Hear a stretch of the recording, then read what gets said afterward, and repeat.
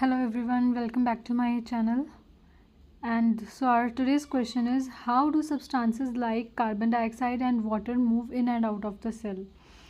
अब सबको पता है कि सेल है, सेल में मूवमेंट होती है सब्सटेंसेस की, तो हम पर्टिकुलरली बात करें कि कार्बन डाइऑक्साइड और वाटर कैसे मूव करेंगी in and out of the cell. तो इसका आंसर है by the process of diffusion. What is diffusion? क्या होती है डिफ्यूजन? जब भी कोई चीज़ हाई कंसनट्रेशन में होती है, मीन्स जहाँ उसका अमाउंट ज़्यादा है वो लो कंसनट्रेशन की तरफ मूव करेगी। So diffusion is a process by which a substance moves from high concentration to the region of low concentration. Same occurs in this answer. Carbon dioxide है जो सेल के अंदर सेल का waste होता है वो ज़्यादा अमाउंट में होता है, ठीक है।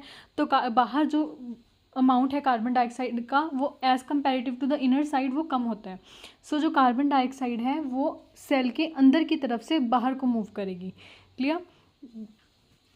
The cellular waste accumulates in high concentrations in the cell, whereas the concentration of carbon dioxide in the external surroundings is comparatively lower.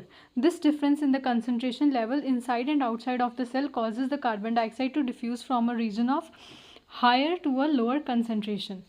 Same way जो वाटर है वो डिफ्यूज़ होएगा from higher concentration to lower concentration, क्योंकि बाहर जो water का amount है वो ज़्यादा होता है as comparative to the inner side. Clear? तो डिफ्यूजन अगर वाटर में हो रही है तो उसको हम बोलते हैं osmosis. So I hope this question is clear to you. Don't forget to subscribe my channel for more such questions.